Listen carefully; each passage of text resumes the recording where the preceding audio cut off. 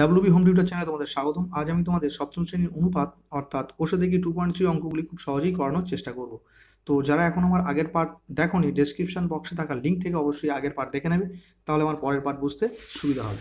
তো আমি আগের পার্টে 5 পর্যন্ত অঙ্কগুলি করিয়েছিলাম। এখন 6 অঙ্ক। কি বলছে? এক ব্যক্তির মাসিক আয় 24,750 টাকা। তিনি 750 টাকা বাড়ি ভাড়া দেন এবং বাকি টাকা 3:1 অনুপাতে সংসার খরচ ও ছেলেমেয়েদের শিক্ষার জন্য খরচ করেন। তিনি কত টাকা সংসারে খরচ করেন দেখি। তো প্রথমে দেখো, ব্যক্তিটির মাসিক আয় কত? 24,750 টাকা। তাহলে এটা তার মাসিক আয়। তিনি 750 টাকা বাড়ি ভাড়া দেন, তার মানে কি এই 750 টাকা তার খরচ হয়েছে। তাহলে কোথা থেকে খরচটা হবে? তাহলে 24,750 টাকা তিনি আয় করেছেন, সেখান থেকে 750 টাকা তিনি খরচ করেছেন কিসে? বাড়ি ভাড়াতে। তাহলে তার বাকি টাকা কত থাকে? 24,750 টাকা থেকে 750 টাকা কী করতে হবে? বিয়োগ করতে হবে। তাহলে প্রথমে আমাকে এই যে বাকি টাকার মানটাকে বের করতে হবে। কি? বাকি টাকার মানটা। তাহলে কি লিখবো? 6 কি লিখবো? প্রথমে লিখবো বাকি টাকার পরিমাণ। কি লিখবো? বাকি টাকার পরিমাণ। তাহলে বাকি টাকার পরিমাণ কেমন হবে? তিনি 24,750 টাকা আয় করেন, সেখান থেকে 750 টাকা বাড়ি ভাড়া দেন। তাহলে বাকি টাকা মানে কি? 24,750 টাকা বিয়োগ 750 টাকা। তাহলে এখান থেকে যদি 750 টাকা বিয়োগ করে দিলে কত পড়ে থাকছে? 24,000। তাহলে 24,000 টাকা এটি হলো আমার বাকি টাকার পরিমাণ।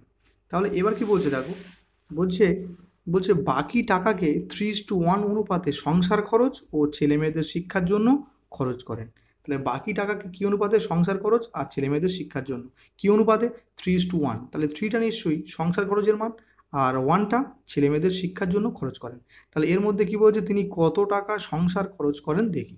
তাহলে সংসার খরচ মানে কি? প্রথমটা মানে 3, রেশিও কত? 3। তাহলে কী লিখবো? লেখাটি হবে 3:1 অনুপাতে 3:1 অনুপাতে কত টাকা? বাকি টাকা কত? 24,000।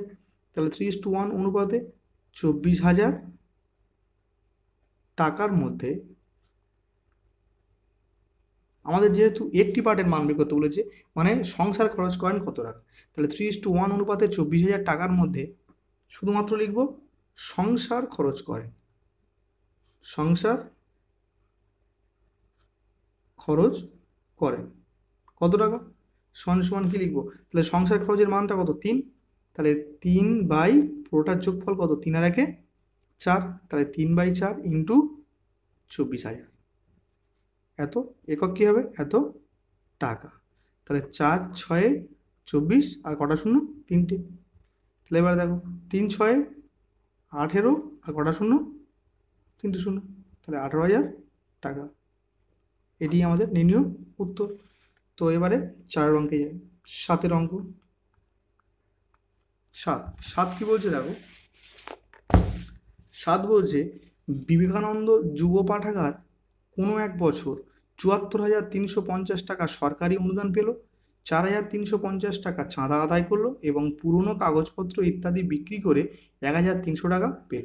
যদি সব টাকাই নতুন বই কিনতে, পুরনো বই বাঁধাতে এবং পাঠাগারের কর্মচারীদের বেতন দিতে 15:3:2 অনুপাতে খরচ করা হয়, তবে হিসাব করে দেখি কত টাকার নতুন বই কেনা হয়েছিল।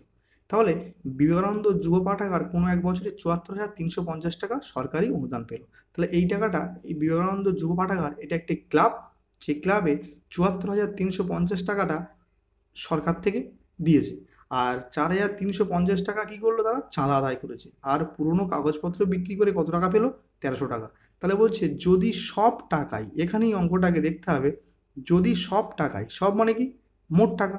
তাহলে 74,350 টাকা সরকারি অনুদান পেলো, আর চাঁদা আদায় করলো কত? 4,350 টাকা, আর পুরনো কাগজপত্র বিক্রি করলো কত টাকা? 1,300 টাকা। তাহলে সব টাকা কত? তাহলে 74,350 যোগ 4,350 যোগ 1,300। তাহলে আগে আমার মোট টাকার পরিমাণটাকে বের করতে হবে। তাহলে কি লিখছি দেখো, প্রথমে লিখছি অতএব মোট টাকার পরিমাণ। মোট টাকার পরিমাণ বলে কী করতে হবে? সবগুলোকে যোগ। কি 74,000 350 টাকা সরকারি অনুদান প্লাস 4,350 টাকা চাঁদা আদায় করলো, যোগ পুরনো কাগজপত্র বিক্রি করে কত টাকা পেলো? 1300 টাকা। তাহলে এগুলো সব যোগ করতে হবে। তাহলে আমি যোগটা পাশে করে নিচ্ছি। তাহলে 74,350, এর নিচে কত? 4,350, আর তার নিচে কত? 1300। তাহলে যোগ করলে কি হচ্ছে? 0, 5 5 10 শূন্য, হয় থাকে 1, 3 3 6, 3 9, 1 10 শূন্য, হয় থাকে 1, 4 4 8, 9 10 শূন্য, হয় থাকে 1, 7 8। কত টাকা হলো? 80,000 টাকা। 80,000 টাকা। তাহলে এটাই কি মোট টাকার পরিমাণ, মানে মোট ক্লাবের কাছে এখন 80,000 টাকা আছে। এখন কি বলছে? এখন বলছে যদি সব টাকাই নতুন বই কিনতে, পুরনো বই বাঁধাতে এবং পাঠাগারের কর্মচারীদের বেতন দিতে 15:3:2 অনুপাতে খরচ করা হয়। তাহলে এই যে অনুপাতটা কার কার অনুপাত দেওয়া আছে? নতুন বই কিনতে তাহলে কত? 15, পুরনো বই বাঁধাতে কত? 3, আর পাঠাগারের কর্মচারীদের বেতন দিতে কত? 2। তাহলে অনুপাতে খরচ করা হয়, তবে দেখি কত টাকার নতুন বই কেনা হয়েছিল। তাহলে লেখাটা কি লিখতে হবে? 15:3:2 অনুপাতে মোট টাকা কত হয়েছে আমার? 80,000 টাকা। তাহলে 80,000 টাকার মধ্যে লিখবো নতুন বই কিনতে কত খরচ হয়, পুরনো বই বাঁধাতে কত খরচ হয়, আর পাঠাগারের কর্মচারীদের বেতন দিতে কত খরচ হয়, সেটা আমাকে নির্ণয় করতে হবে। তো চলো লিখি। তাহলে কি লিখবো? 15:3:2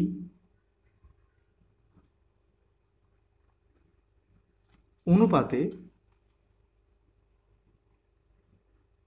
80,000 টাকার মধ্যে, 80,000 টাকার মধ্যে কি লিখবো? তাহলে প্রথম টাকার মান, প্রথমটা হচ্ছে আমার বলছে নতুন বই কিনতে, তাহলে কি লিখবো? নতুন বই কিনতে খরচ হয় কত লিখবো? তাহলে নতুন বইয়ের মানটা কত? 15 বাই কত? 15 3 18 যোগ 2 কত? 20 ইন্টু কত? 80,000। একটা শূন্য একটা শূন্য কাটলো, 2 দিয়ে 8কে কাটলে কত হবে? 4 2 8, আর 3টে শূন্য, তাহলে এত টাকা। 4 15 60, আর 3টে শূন্য, তাহলে 60,000 টাকা। এটা কি নতুন বই কিনতে। তাহলে এবার কি বের করতে হবে?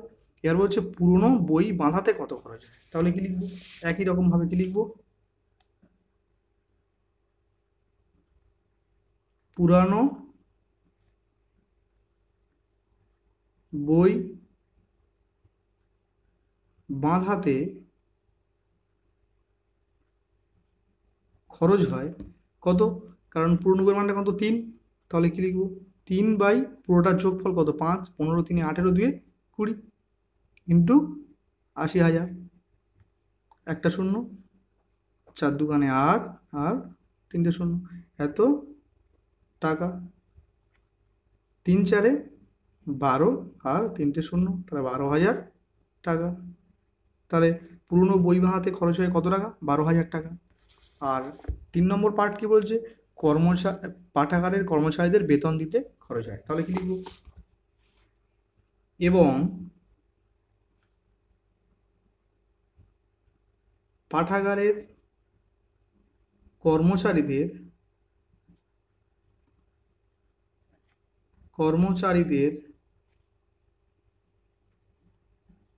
বেতন দিতে খরচ হয় কত হবে? তাহলে কি হবে? একই রকমভাবে কি লাগবে? 2/20 ইন্টু 80,000। একটা শূন্য করে কাটলো, 4 2 8, 4,000, তাহলে 4 2 8,000 টাকা। তাহলে এটি আমার নির্ণয় অ্যান্সার। এই তিনটে, একটা 60,000 টাকা, একটা 12,000 টাকা, আর একটা 8,000 টাকা। তাহলে এবার চলো পরের অঙ্ক, 8এর অঙ্ক যাই। 8এর অঙ্ক কি বলছে? কোনো এক ট্রেনিং সেন্টারে 1050 জন ব্যক্তি ট্রেনিং নিতে এসেছেন। তাদের 3টি বড় হল ঘরে 11:3:3.1:2 অনুপাতে বসতে দেওয়া হয়েছে। প্রতি হল ঘরে কতজন বসবেন? দেখো, প্রথমে মোট ব্যক্তি কতজন? 1050 জন ব্যক্তি। আর মানে তাদের 3টি বড় হল ঘরে 11:3:3:1:2 অনুপাতে বসতে দেওয়া হয়েছে। তাহলে 3টি বড় হল ঘরের অনুপাত কত দেওয়া আছে? 11:3:3:1:2। তাহলে কি প্রথম হল ঘর, দ্বিতীয় হল ঘর আর তৃতীয় হল ঘরের অনুপাত কি দেওয়া আছে? 11:3:3:1:2। তাহলে দেখো অনুপাতটা কিন্তু আমার এখানে ঠিক দেওয়া নেই। তাহলে অনুপাতটাকে প্রথম আমার ঠিকঠাক করতে হবে। তাহলে কি করতে হবে এর জন্য? তাহলে প্রথম লিখছি আমি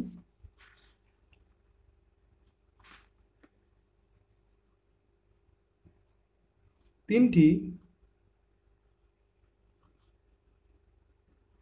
হল ঘরের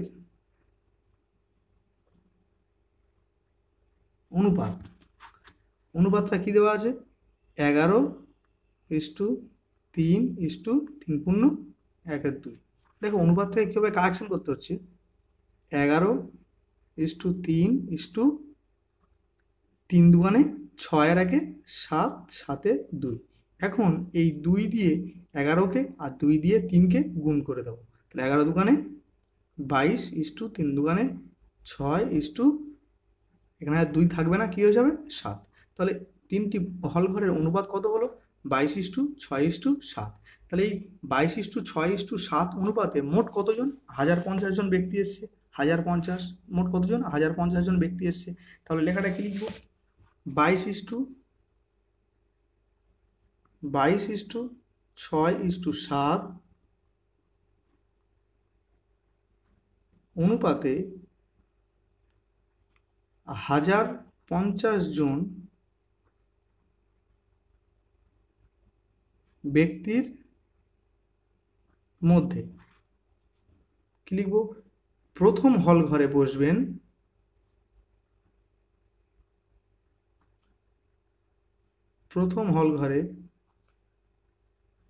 বসবেন কতজন?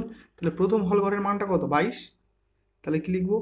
22 পুরোটার যোগফল 22×6 = 28, 29, 30 আর 35 ইন্টু 1050 এত জন। কারণ আমি বলেছিলাম মোটের একক যা দেওয়া থাকবে উত্তরের এককও তাই হবে। তাহলে 35 দিয়ে 1050 কাটাকাটি না করতে পারলে ভাগ করে নিতে পারো। 5 দিয়ে কাটছি, 5 7 35, 5 2 10, 5 1 5 0 আর 3 7 21 কত হলো? 30।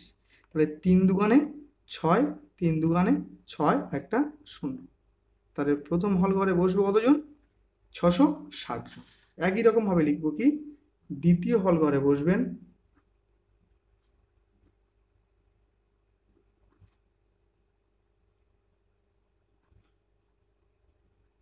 দ্বিতীয় হল ঘরের মানটা কত? 6।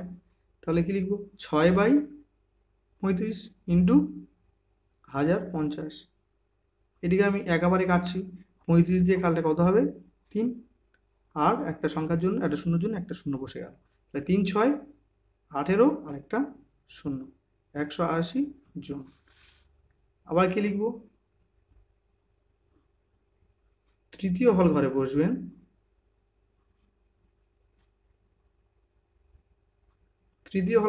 কত হবে? তৃতীয় হল ঘরের মানটা কত? 7। তাহলে কি লিখবো? 7/35 ইন্টু 1050 একক কি হবে? জন। তাহলে 35 দিয়ে কাটলে কত হবে? 3 35 105 আর একটা 0, 3 7 21 210 জন। তো এটি আমাদের 3টি হল ঘরের মান। এটি প্রথম হল ঘরের, এটি দ্বিতীয় হল ঘরের, এটি তৃতীয় হল ঘরের মান। তো চলো 9 অঙ্কে যাওয়া যাক। 9 অঙ্ক কি বলছে দেখো, বলছে 12,100 টাকা মধু মানস, কুন্তল ও ইন্দ্রর মধ্যে 2:3:4:2 অনুপাতে ভাগ করে দিলে কে কত টাকা পাবে? তাহলে মোট টাকার পরিমাণ কত? 12,100 টাকা। আর অনুপাত দেওয়া আছে, কার কার অনুপাত? মধু, মানস, কুন্তল ও ইন্দ্র। তাহলে মধুর 2, মানসের 3, কুন্তলের 4, ইন্দ্রর 2। তাহলে মোট টাকা 12,100 টাকাকে এই অনুপাতে ভাগ করতে হবে। তাহলে লেখাটা কি লিখতে হবে? 2:3:4:2 অনুপাতে 12,100 টাকার মধ্যে মধু পাবে কত, মানস পাবে কত, কুন্তল পাবে কত আর ইন্দ্র পাবে কত, এই পার্ট বের করতে হবে। তো চলো এরকম পরে যাক। তাহলে কি লিখবো? 2:3:4:2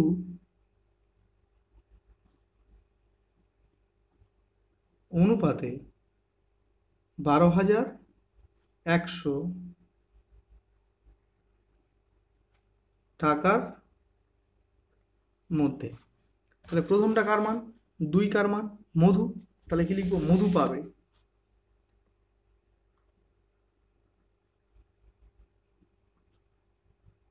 পাবে কত? 2 বাই, মধুর মান 2, তাহলে 2 বাই কত হবে? 2 আর 3 5, 5 4 9, 10 11, তাহলে 2/11 ইন্টু কত?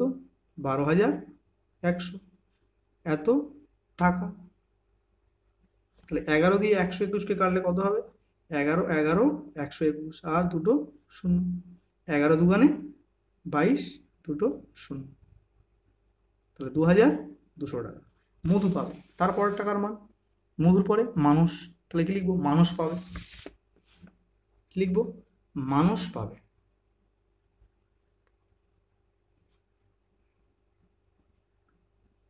মানুষ পাবে কত? মানুষের মানটা কত?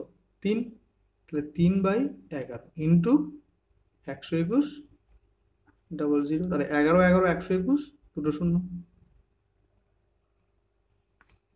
তাহলে 3 11 33, মানে 3,300 টাকা। মধু মানুষ, তারপরে কি? কুন্তল আর ইন্দ্র। তাহলে এবার কি লিখবো? কুন্তল পাবে কত?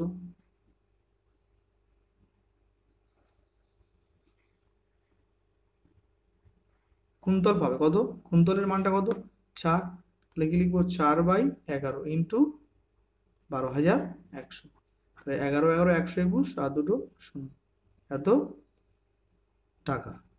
4 11 44, 4,400 টাকা। আর কি? মধু, মানস, কুন্তল আর ইন্দ্র।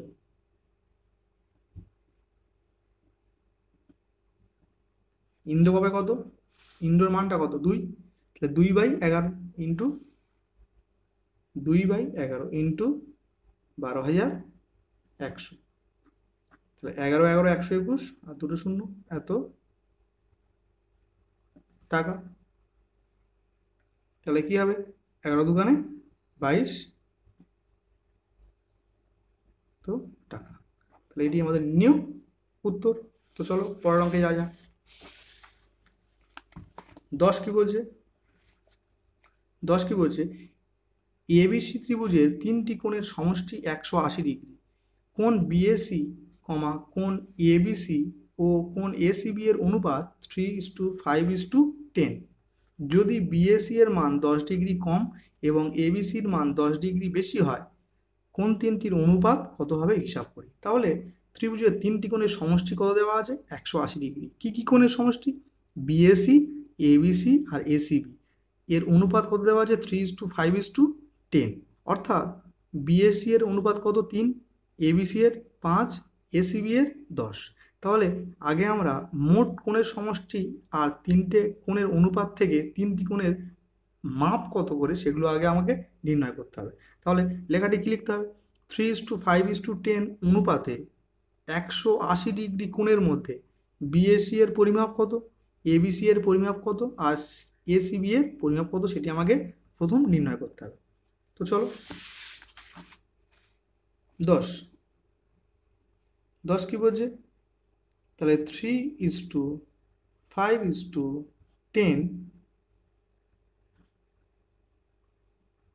অনুপাতে 180 ডিগ্রি এর মধ্যে। তাহলে প্রথমটা কার মান? প্রথমটা হচ্ছে বিএসি এর মাপ, বিএসি। তাহলে প্রথমটা কার মাপ? বিএসি। তাহলে কি লিখবো? কোণ বিএসি এর পরিমাপ, বিএসি এর পরিমাপ কত? সমান সমান কত? 3/3 আর 5 8, 8 আর 10 18, তাহলে 3/18 ইন্টু 180। 18 1 18 আর একটা শূন্য, তাহলে 3 10 30 ডিগ্রি। তাহলে বিএসসি এর পরিমাপ কত? 30 ডিগ্রি। তারপর কি আছে? এবিসি, তাহলে কি লিখবো এবারে এবিসি এর পরিমাপ, তাহলে লিখবো কি কোণ এ বিসি এর পরিমাপ, এবিসি এর পরিমাপ কত হবে, তাহলে 5 বাই, কারণ এবিসির মান কত 5, তাহলে 5/18 ইন্টু 180 কত হবে 10, 5 10 50 ডিগ্রি। আর কি কোণ এসিবি, এসিবি এর পরিমাপ, তাহলে কি লিখবো কোণ এসিবি এর পরিমাপ কি হবে 10 কারণ এসিবির মান কত 10, তাহলে 10/18 ইন্টু 180, 10 10 100 ডিগ্রি।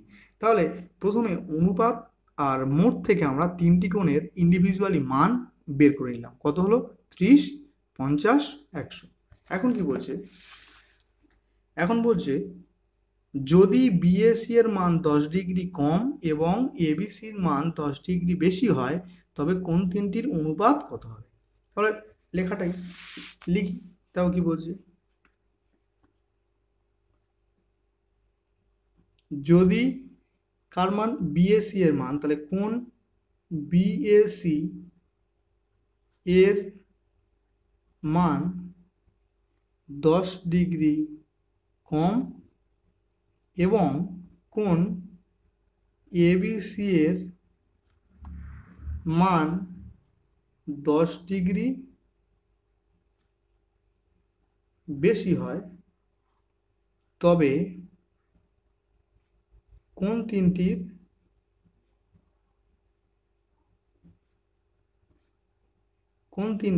অনুপাত,